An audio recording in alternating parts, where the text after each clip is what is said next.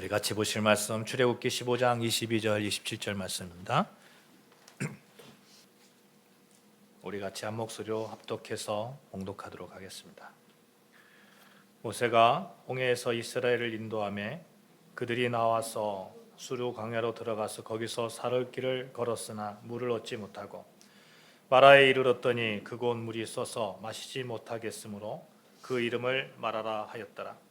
백성이 모세에게 원망하여 이르되 우리가 무엇을 마실까 하매 모세가 여호와께서 부르짖었더니 여호와께서 그에게 한 나무를 가리키시니 그가 물에 던지니 물이 달게 되었더라.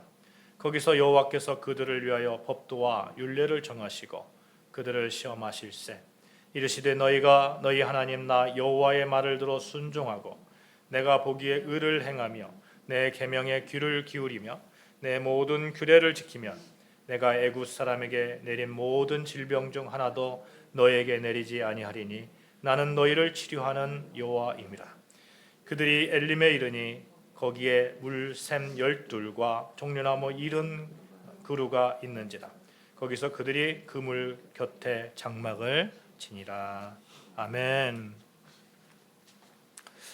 하나의 마지막 주일이죠. 여기까지 이르기까지 우리를 인도하신 하나님, 우리의 필요와 길을 우리가 걷기 전에 미리 준비해 두시는 여호와 이레의 하나님을 찬양합니다. 우리는 지금 또 하나의 시간을 지나왔고 하나님께서 허락하신 한 해의 끝자락에 서 있습니다. 그리고 이제 며칠 있으면 새로운 미래를 열어가는 2026년을 맞이하게 될 것입니다. 사랑하는 여러분, 오늘 이 예배가 지나온 시간을 정리하는 예배가 되고 앞으로의 삶을 다시 하나님께 맡기는 예배가 되기를 주님의 이름으로 축복합니다. 그 가운데 하나님께서 얼마나 우리 삶을 책임져 주시고 계시는지 깊은 감사와 찬양이 있었으면 좋겠습니다. 우리의 지난 한 해를 돌아보면 생각나는 것들이 여러 가지가 있을 겁니다. 너무 세월이 빠르게 지났다 하는 분도 계실 거고 참 아쉽게 지냈다 하는 그런 분도 계실 것입니다. 어떻게 지내왔는지도 모르겠다 하시는 분도 계실 거예요. 우리는 모두 수없이 많은 순간순간들을 겹겹이 쌓아 올린 한 해를 지나왔습니다. 견뎌했던 시간들도 있고요. 결단해야 하는 그런 시간들도 있었습니다. 눈물로 지나온 시간들도 있었고 또 한잠을 자지 못했던 그런 시간들도 있었습니다. 우리는 이런 지나온 시간의 쌓임을 가지고 한 해를 평가하려 합니다. 나는 무엇을 이루었는가? 나는 얼마나 성장했는가? 얼마나 단단해졌는가? 그렇게 우리가 평가를 합니다. 또 누군가에게 그렇게 우리는 평가를 듣기 좋아합니다. 이번에 성악 아카데미 연주를 했잖아요. 한 해 동안 열심히 공부하고 연주를 했는데 하고 나서 모두 저에게 이렇게 시선이 쏠리면서 이런 질문을 하는 거예요. 목사님 어땠습니까? 어땠습니까? 연주를 하고 나면 뭔가 이렇게 평가를 듣고 싶어 하는 거예요. 그러면 여러분, 우리는 한 해를 보냈습니다. 우리가 하나님을 향해 우리의 시선이 고정되어 있습니다. 하나님, 우리 한 해 어땠습니까? 하나님은 우리를 어떻게 평가하실까요, 여러분? 지나온 시간들 파편들 속에서 하나님은 반드시 여러분과 저를 하나님의 자녀로 보아주시고 이해해 주시고 용기 주시고 용서할 것 있으면 용서해 주시고 그렇게 우리를 봐주시면서 다시 소망을 가지고 우리에게 기대하시면서 우리를 평가해 주시려고 믿습니다. 아멘. 얼마나 이루었느냐 보다 하나님은 우리의 중심을 보시고 최선을 다한 그 모습을 더욱 높이 평가해 주시라고 믿습니다. 저 역시 성악 아카데미 연주를 통해서 평가해 주세요 말할 때 지난해보다는 잘했습니다. 대개 이렇게 평가가 되거든요. 사랑하는 여러분, 정말 그렇습니다. 우리가 하나님의 그 사랑 안에서 우리의 과거, 우리가 지나온 2025년도가 정말 최선을 다해서 우리가 그렇게 살아왔다면 하나님께서 충성스럽게 보아주시리라고 저는 확신합니다. 우리는 지난 한 해 동안 하나님과 함께 했습니다. 그것으로 충분한 것이죠.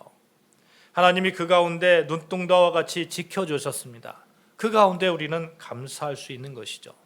여러분, 오늘 이 자리에 여러분과 제가 찬양하고 하나님께 예배한다는 것, 그 자체만으로도 이미 하나님의 평가가 완벽하게 끝났다고 생각되어지지 않습니까? 아무나 그렇게 새해 마지막 주에 주님 전에 나와서 예배드리는 거 아니거든요.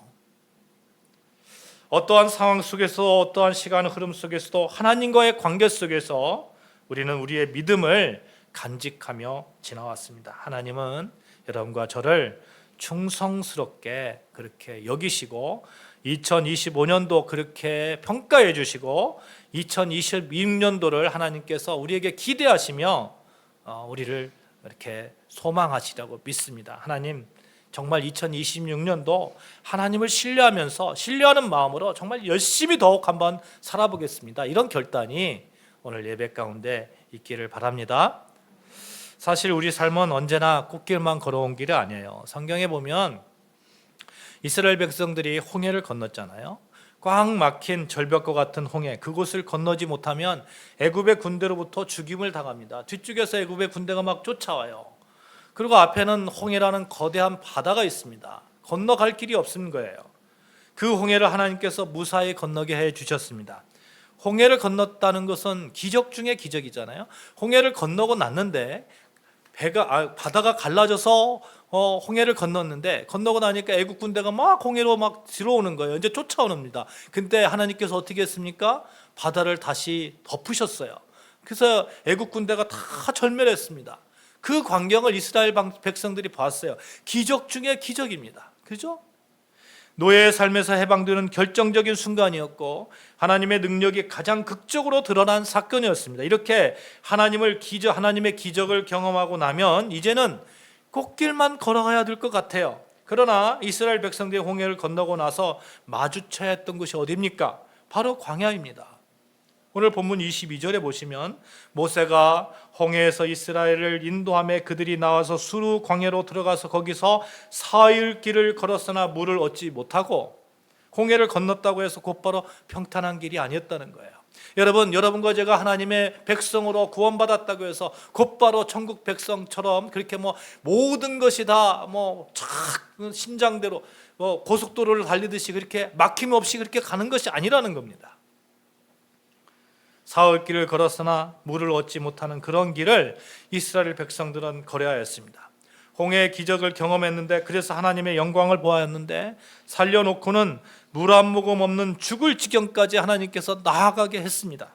기적 이후에 나타난 것이 광야였다는 것이야. 마실 물도 없습니다. 이 장면 우리 신앙생활 너무나 닮아있지 않습니까? 하나님의 은혜를 경험하고 하나님의 사랑을 받았는데, 그리고 감사하는 삶을 살아가는데, 이제는 삶의 문제가 모두 끝나야 되는데 현실은 그렇지 않다는 거예요. 오늘 아침에도 저와 같이 사시는 어느 분께서 왜 이렇게 요새 장사가 안 되는지 모르겠다고, 왜 이렇게 안 되는지 모르겠다고, 오늘 오후 예배 끝나고 정말 문이라도 열어야 되겠다고, 이러면 얼마나 답답하면 그러겠습니까? 지나온 시간을 돌아보면 끊임없는 문제들의 그 연속이었다는 거예요. 제가 몇 달 전에 자동차가 고장났었잖아요. 근데 자동차가 잘 굴러다니면서 잘 굴러다니게 하기 위해서 미션 오일을 갈았는데 정비사가 오일만 집어넣고 오일 코크를 잠그지 않았었습니다. 그러니 미션 오일이 다 빠져나가서 미션이 망가졌어요. 어떻게 그렇게 기본적인 것도 제대로 하지 못하지? 화를 내고 있는데 어떤 분께서 저에게 이렇게 말씀하시는 거예요. 목사님, 자동차를 운영하다 보면요, 참 많은 사건들이 생깁니다. 이 말을 그대로 우리 삶에 적용해 보자고요. 살아간다는 것은 참 많은 사건들 가운데 우리가 놓여 있는 겁니다. 한낱 기계에 불과한데도 참 많은 사건들이 생기기 마련인데 하물며 살아계신 하나님의 형상을 닮은 우리이겠느냐 하는 겁니다. 이 많은 일들, 사건들 가운데 우리는 가끔 이런 질문을 던지는 거예요. 정말로 하나님이 나를 인도하고 계시는가? 보십시오. 봉독한 말씀이 출애굽기 15장 참 재미있잖아요. 왜냐하면 가장 위대한 찬양으로 시작해서 가장 깊은 불평으로 끝나기 때문에 그렇습니다. 15장 1절 말씀 보실까요? 15장 1절. 이때에 모세와 이스라엘 자손이 이 노래로 여호와께 노래하니 이르렀으되 내가 여호와를 찬송하리니 그는 높고 영화로우시며 말과 그 탄 자를 바다에 던지셨음이니라. 애굽의 병거들과 기병들이 출애굽한 이스라엘 백성을 쫓아옵니다. 앞에는 바다가 막고 있고 뒤에는 적군들이 쫓아오는데 하나님이 어떻게 했어요? 바닷물을 물러가게 하셔서 이스라엘 백성들을 다 구원해 주셨습니다. 물러간 그 바닷길을 향해서 애국 군대가 들어오는데 하나님이 덮으셨어요. 이 광경을 이스라엘 백성들이 봤습니다. 기적 중에 기적이잖아요. 하나님이 봤어요. 그리고 찬송하는 거예요. 찬송하는 거예요. 여호와를 찬송하리니 그는 높고 영화로우시며 말과 그 탄 자들 바다에 던지셨음이로라. 애국 군대를 말과 그 탄 자를 바다에 던지셨다고, 그 광경을 봤다고, 여호와는 위대하다고, 홍해가 갈라졌다고, 이제 노예했던 이스라엘 백성들이 자유인이 되었다고, 죽이려고 달려들었던 애굽의 군대는 수장되었다고, 이 완벽한 구원이 어디 있습니까? 라고 고백하면서 하나님을 찬양합니다. 이런 경험을 하고 나면 그 다음에 생각나는 거예요. 뭐예요? 하나님이 나와 함께 하신다. 그래서 용기가 생기잖아요. 용기가 생기고 하나님께 끝까지 나를 지켜주실 거야. 용기가 생기고 그러면 이제 꽃길만 걷겠구나. 이제는 축복만 낭만 있겠구나. 그런데 오늘 본문의 성경은 그렇게 전개되지 않는다는 거예요. 22절에 갑자기 분위기가 바뀌어집니다. 모세가 홍해에서 이스라엘 인도하며 그들이 나와 수르 광야로 들어가서 거기서 사흘길을 걸었으나 물을 얻지 못하고 광야로 들어와서 사흘길로 걸어서 걷는 과정 속에서 물을 얻지 못했다는 거예요. 여러분, 홍해를 건너고 고작 사흘이었습니다. 고작 사흘. 홍해를 건넌 지 고작 사흘. 애국 군대로부터 구원의 주심에 대한 백성들의 찬양이 있은 지 고작 사흘이었습니다. 그런데 이스라엘 백성들이 지금 어디 있습니까? 광야에 있고 물도 없습니다. 물이 없다는 이야기, 살 길이 없다는 거예요. 제가 요즘 AI에 폭 빠졌어요. 그래서 챗GPT, 제미나이 이런 거에 어저께는 제가 제미나이 3개월 구독권을 신청했습니다. 한 달에 9,000원씩이더라고요. 제일 좋은 게 뭐냐면 제가 확실히 알았습니다. 챗GPT는 논리적인 것을 하는데 아주 특화되어 있고 제미나이는 구글에서 나왔잖아요. 그러니까 데이터들을 이렇게 찾아내는 데는 너무 특화되어 있는 거예요. 예를 들어서 제가 설교를 준비하는데 지금 한국 상황에 대해서 한국의 경제 상황에 대해서 데이터를 뽑아봐. 그러면 아주 재미나이가 쫙 뽑아주는 거예요. 그러니까 이거 설교 비서로 참 좋겠다 해가지고 제가 9,000원권을 끊었어요. 여러분 제가 물어봤습니다. 재미나이야, 너 과학자잖아. 그러니까 사람이 물을 안 먹고 사는 게 오래 사냐 아니면 음식을 안 먹고 사는 게 오래 사냐 물어보니까 뭐라고 했을까요? 음식을 안 먹고 사는 게 오래 산답니다. 네. 물을 안 먹고는 3, 4일밖에 못 산다는 거예요. 3, 4일밖에. 근데 음식이 없으면 몇 주는 견딘다는 겁니다. 몇 주는. 지금 이스라엘 백성들은 이 말씀에 이 데이터에 의해서 하자면 과학적 사실에 근거해서 말씀을 드린다면 이스라엘 백성들 지금 어떤 상황입니까? 죽을 지경인 거예요. 생존의 위협을 느끼는 겁니다. 살 길이 보이지 않는 거예요. 여러분, 이 장면 낯설지 않습니다. 왜냐하면 우리 인생이 바로 이 장면이기 때문에 그렇습니다. 우리는 은혜의 예배를 드리고 나서도 병이 들 수 있어요. 눈물로 하나님께 기도하고 나서도 현실의 벽 앞에서 해결되지 않는 수많은 일들이 우리 앞에 있습니다. 우리가 예배 시간에 아멘하죠. 아멘하고 우리가 밖에 나가면 곧바로 척박한 광야 같은 일상을 살아야 됩니다. 그래서 우리는 묻는 거예요. 하나님 왜입니까?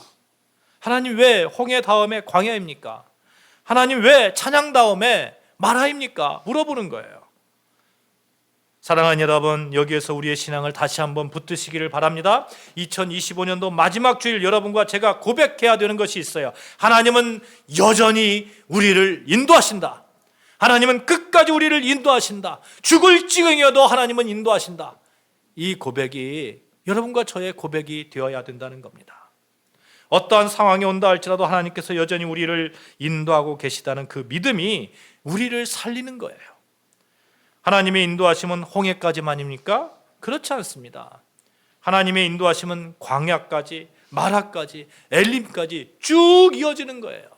우리 평생에 쭉 이어지는 거예요. 나의 갈 길 타가도록 예수 인도하시니, 이 찬양의 고백이 정말 현실이 되는 그런 고백이고, 하나님께서, 신실하신 하나님께서 그렇게 지켜주실 것입니다. 우리는 종종 이렇게 생각합니다. 형통하면 하나님이 인도하신다, 맡기면 하나님이 나를 버리셨을까? 이렇게 생각하는 거예요. 그러나 성령은 분명히 말합니다. 모든 일 가운데 하나님께서 인도하고 계신다. 왜요? 여러분과 제가 하나님의 자녀이기 때문에 그렇습니다. 하나님은 당신의 백성을, 당신의 자녀를 한순간도 놓치신 적이 없습니다.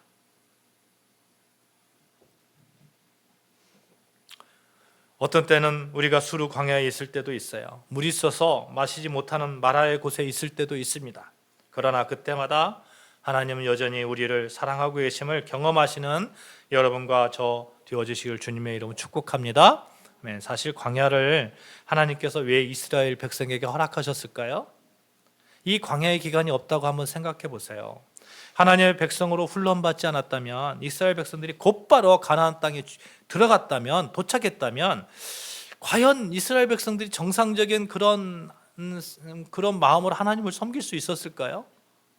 정상적인 국가 체계를 가질 수 있었을까요? 저는 그렇게 보지 않습니다. 여러분, 우리가 일제의 그 36년간의 일제 그 압박 속에 있었잖아요. 그 36년, 불과 36년이 지금까지 이어지고 있잖아요. 그 영향력이. 하물며 몇백 년 동안 애굽 땅에서 노예로 살았던 이스라엘 백성인데, 여러분, 곧바로 그 가나안 땅에 갔다면 그 노예 근성이 그대로 있을 거 아닙니까? 그대로. 하나님의 백성은 하나님의 백성으로서의 훈련이 필요하다는 겁니다. 그래서 하나님이 인도하셨다는 건, 말씀 속에는 하나님의 뜻이 깊이 담겨 있다는 것이에요. 수르 광야로 인도하신 것, 하나님의 뜻이 담겨 있는 겁니다. 마라로 인도하신 것, 하나님의 뜻이 담겨 있는 거예요. 그곳에서 그들은 하나님의 구원하심을 다시 경험합니다. 광야로 간 것이 하나님의 실수가 아니라는 겁니다. 여러분, 우리가 척박한 땅에 우리가 나아가서 어떤 문제를 부딪혔을 때, 하나님의 뜻이 계실 거야, 이런 믿음의 신앙을 우리가 갖자는 겁니다. 그곳을 통해서 하나님의 뜻을 발견한다면 하나님이 정말 우리를 잘 교육한 거 아니에요? 홍해에서는 이스라엘 백성들이 하나님의 구원하심을 경험하였고, 광야에서는 하나님과의 관계를 배웁니다. 그들에게 율법을 허락하셨고, 그들에게 하나님을 어떻게 섬겨야 하는지 가르쳤습니다. 하나님은 단지 이스라엘 백성들을 애굽에서 꺼내신 분이 아니라 애굽의 모든 노예 습성들을 다 빠져나가게 하신 거예요. 말의 쓴물은 바로 그것입니다. 우리 안에서 빠져나가야 할 것들 빠져나가게 하는 하나님의 은혜입니다. 22절부터 24절 말씀을 보시면 이스라엘 백성들이 사흘 만에 물을 발견합니다. 드디어 물을 발견했어요. 드디어 살 길이 생겼습니다. 드디어 해결됐어요. 근데 성경에 이렇게 말해요. 그 물이 써서 마시지 못하겠으므로 이름을 마라라 하였더라. 이 상황이 너무 잔인하지 않습니까? 여러분, 사흘 동안 굶어서 이제 물을 못 마셔서 이제 죽을 지경이에요. 이제 곧 죽겠어요. 죽어가는 상황 속에서 물을 발견합니다. 그런데 마셔보니까 써요. 마실 수 없는 거예요. 우리가 생각하는 흙탕물 이런 게 아니라, 이 써서 마실 수 없다는 얘기는 이거 먹으면 죽겠다, 독을 탄 것이 있을 수도 있겠다, 이런 생각이 있는 거 아닙니까? 목이 다 죽을 지경인데 그때 발견한 물이 독을 탄 물처럼 마실 수 없으니까 어지간한 사람들은 그 자리에 주저앉아서 다 포기하고 싶은 마음이 들 겁니다. 여러분, 우리가 삶 가운데서 이제 살 것 같다 했는데 막상 잡아보니 쓴물인 경우 있지 않습니까? 직장도 그렇고 관계도 그렇고 사역도 그렇고 기회도 그렇습니다. 기대했던 그것이 내 생명줄인 줄 알았는데 가까이 보니까 더 괴롭게 하는 거예요. 그래서 백성들이 외치는 겁니다. 모세를 원망하며 이르되 우리가 무엇을 마실까? 여러분, 원망이 왜 나옵니까? 아무 이유 없는데 원망이 나옵니까? 그렇지 않습니다. 원망하는 데는 나름의 이유가 있어요. 기대가 있기 때문에 그런 거예요. 기대가 있기 때문에. 자녀들이 부모에게 왜 원망합니까? 부모에 대한 기대가 있기 때문에 그런 거예요.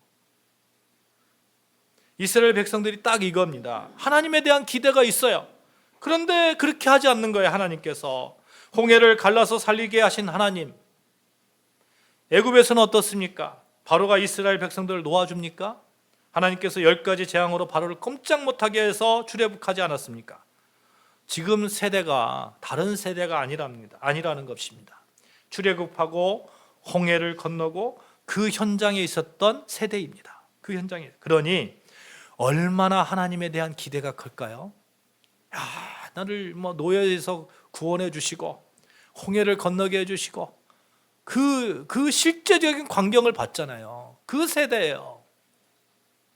그런데 지금 광야에서 물을 못 먹어서 죽게 되었어요. 그러니 원망이 커지는 거죠. 하나님 살아계시다면서요. 하나님 인도하셨다면서요. 홍해를 가르친 하나님 아닙니까? 그런데 왜 물이 있습니까? 왜 여기서 나를 죽이게 합니까? 사랑하는 성도 여러분, 이 사건을 보면 마라는 단순히 물이 쓴 사건이 아님을 알 수 있어요. 마라를 보면서 우리의 신앙의 민낯을 바라보는 겁니다. 사랑하는 여러분, 어떠한 어려움 가운데서도 이스라엘 백성처럼 그렇게 하나님을 원망하는 그런 잘못은 우리가 하지 말자고요. 어떤 어려움이 있을 때마다 그 어려움은 기도로서 나아가는 거예요. 기도로서. 우리가 그렇게 기도로서 나아가면 하나님께서 놀라운 축복을 주실 겁니다. 25절 한번 보실까요? 모세가 여호와께 부르짖었더니 여호와께서 그에게 한 나무를 가리키시니 그가 물에 던지니 물이 달게 되었더라. 거기서 여호와께서 그들을 위하여 법도와 율례를 정하시고 그들을 시험하실세. 여러분, 이스라엘 백성들은 원망했습니다. 이제 죽게 생겼는데 우리를 물도 마실 거 없는데. 그런데 모세는 어떻게 했습니까? 여호와께 부르짖었더니. 여러분, 우리 신앙인들이, 현대 그리스도인들이 가장 문제가 되는 게 뭐냐면 여러분도 그렇고 저도 그렇고 기도하지 않는 거예요. 기도하지 않는 거예요. 기도의 영성을 회복하는 저와 여러분 되시기를 주님의 이름으로 축복합니다. 며칠 전에 시찰에 모였어요. 시찰에 모였는데 목사님들 있잖아요. 이제 정년퇴직하시는 목사님들 이런저런 얘기하다가 요즘 부교육자들이 머리는 너무 똑똑한데 박사고 그런데 영성이 문제라고 이런 얘기를 하는 거예요. 영성이. 그래서 무슨 말인가 했더니 기도를 전혀 안 한대요. 기도를. 그러면서 당신들 얘기를 하시는 거예요. 당신들이 옛날에 산속에 가서 한 달 동안 막 기도했던 거, 나무 붙잡고 기도했던 거, 막 이런 얘기를 하는데 제가 뜨끔뜨끔했어요. 저는 산속에 가서 한 달 동안 기도하지 않았거든요. 그렇지만 저는 기도원에 가서 이렇게 기도한 그런 그 생각이 나던데 목회하기 전에 정말 여러분, 우리가 기도의 영성을 다시 회복해야 되지 않을까. 2026년도에는 우리가 한번 그렇게 기도의 영성을 회복하는 저와 여러분 되시기를 주님의 축복합니다. 교회 오면 제일 먼저 해야 되는 게 뭘까요? 교회 오면 제일 먼저 하는 게 기도입니다. 기도하고, 어떤 때는 소리 내어서 기도하고, 어떤 때는 묵상으로 기도하고, 어떤 때는 말씀으로 기도하고, 순간순간 기도하는 거예요. 저는 그건 잘해요. 순간순간. 길거리 가다가도 하나님, 순간순간 기도하는 건 잘해요. 기도하면 하나님이 길을 열어주십니다. 백성은 원망하였지만 모세는 기도하였습니다. 모세는 사람을 보지 않고 하나님을 봅니다. 백성의 기도 소리를 듣지 않고 하늘의 소리를 들었던 것입니다. 그래서 기도는 우리가 이렇게 생각해야 돼요. 마지막 수단이 아니다. 우리가 좀 어려움이 당할 때 기도하잖아요. 그런데 그게 아니고 따라해 봅시다. 기도는 우리의 첫 번째 반응이 되어야 된다. 시작. 기도는 우리의 첫 번째 반응이 되어야 된다. 여러분, 모든 일들 가운데 기도는 우리의 첫 번째 반응이 되어야 돼요. 모세가 기도했을 때 하나님은 즉시 응답하심을 보십시오. 하나님께서 한 나무를 가리키십니다. 그 나무를 던지라는 거예요. 하나님께서 해결해 주셨어요. 왜 하나님께서 물을 바꾸지 않으셨을까요? 모세가 기도했으면 바로 물을 확 바꿔가지고 물 먹어도 돼 이러면 되는데, 하나님께서 나무를 가리키면서 그 나무를 물에 던져 해석의 방법을 바꾸신 거죠. 쓴물은 여전히 쓴물이에요. 그러나 나무가 들어가자 물이 달라졌습니다.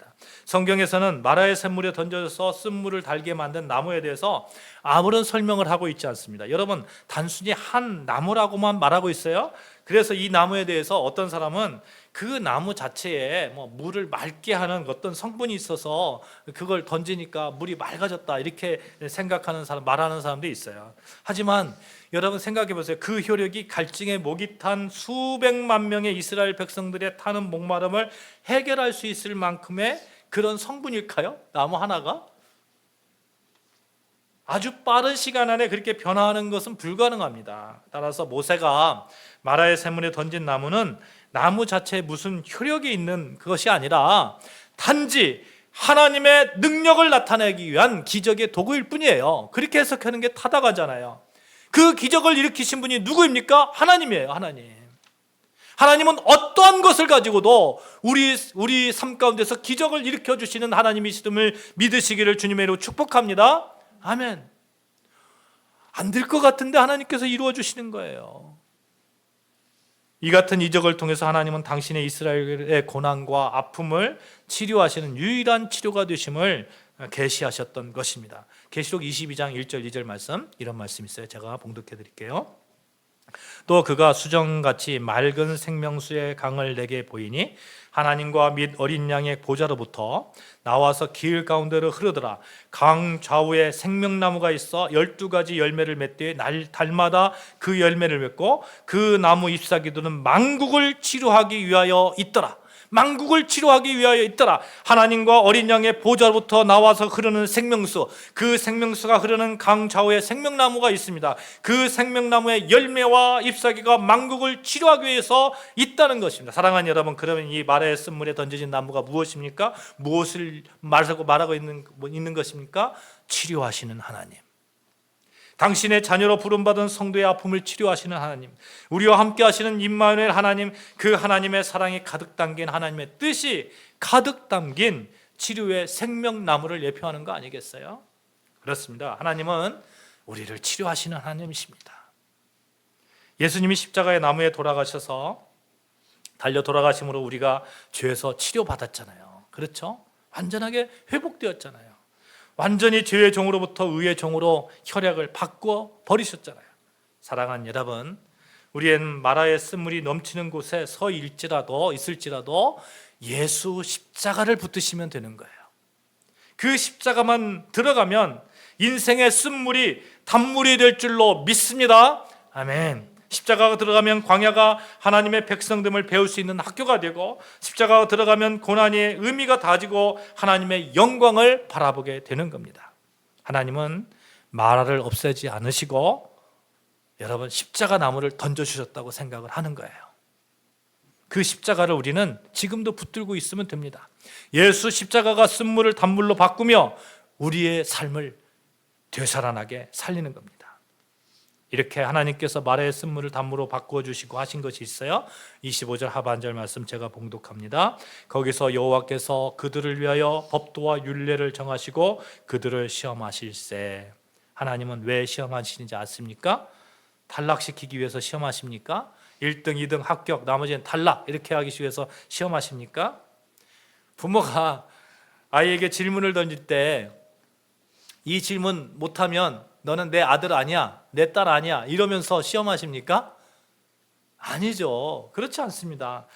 아이를 곤란하게 하려고 묻는 것이 아니라 아이의 현 상태가 어떤지 확인하고 싶은 거 아니에요. 그래서 이 애한테 가장 좋은 게 무엇인지 도움을 주려고 하는 거 아니에요. 하나님도 마찬가지입니다. 하나님은 이미 이스라엘의 믿음을 알고 계신데 그럼에도 시험하시는 거예요. 왜요? 이스라엘 자기 자신의 상태를 알게 하기 위해서. 네가 누군지 좀 알아봐. 너의 상태를 좀 봐. 너희들 똑똑히 봐.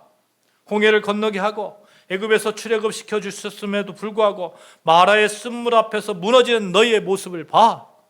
하나님께서 말씀하시는 겁니다.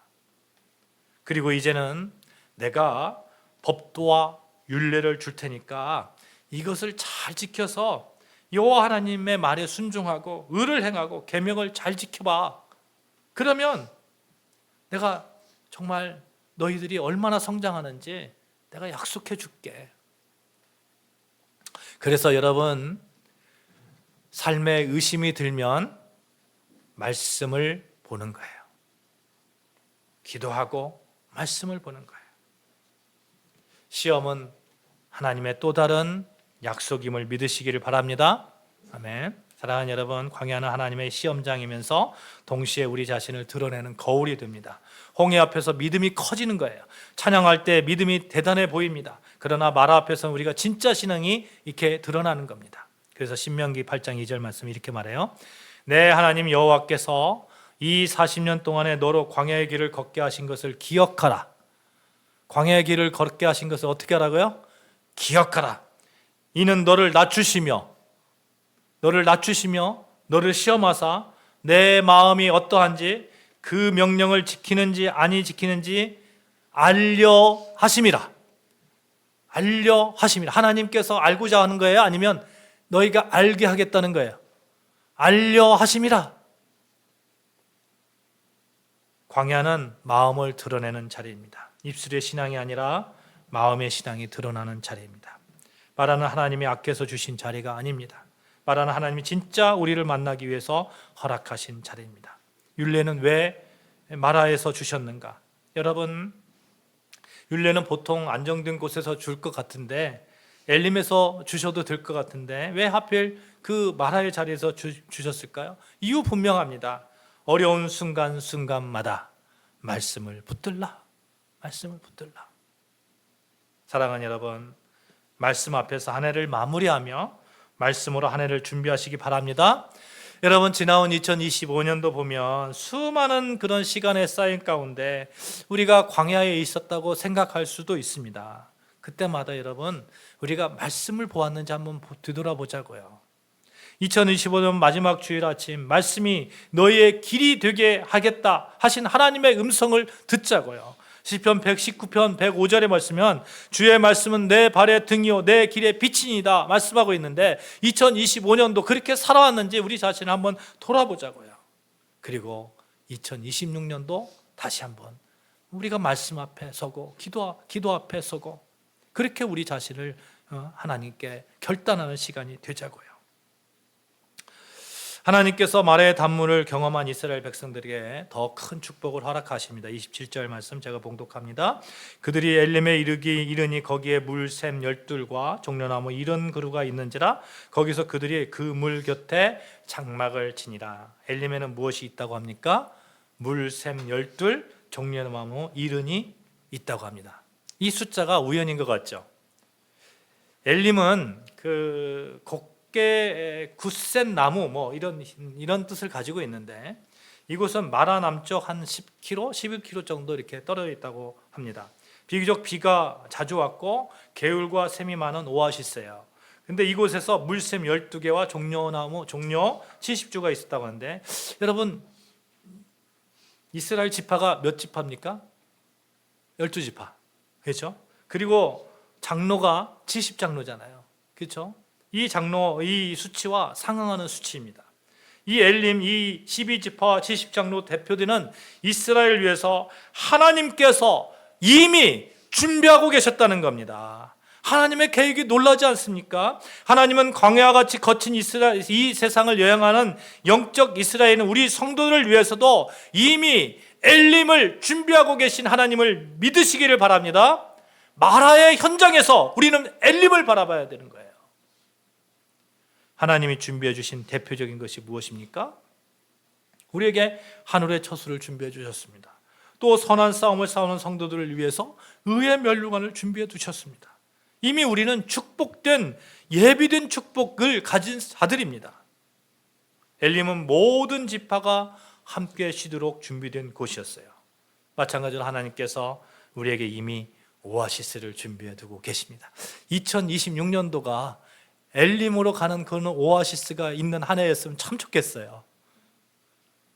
그랬으면 참 좋겠습니다. 하나님 2026년도 엘림의 축복을 허락하여 주시옵소서. 이 기도 가운데 2025년도를 마무리하자고요. 마라에서 엘림까지 고작 11km, 10km밖에 떨어져 있지 않습니다.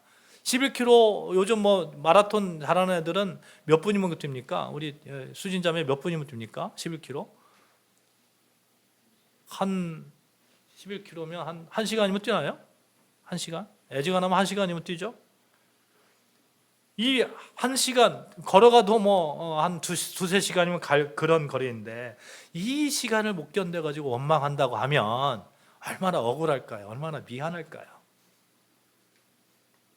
우리는 그러나 이 11km 앞을 보지 못합니다. 그러나 하나님은 보시잖아요. 우리는 오늘의 쓴 물만 보지만 하나님은 내일의 오아시스를 준비하고 계시잖아요. 그래서 믿음은 무엇입니까? 아직 보이지 않는 엘림을 믿는 거예요. 히브리서 11장 1절 말씀, 믿음은 바라는 것들의 실상이요 보이지 않는 것들의 증거니. 엘림은 기다리는 사람만 들어갈 수 있습니다.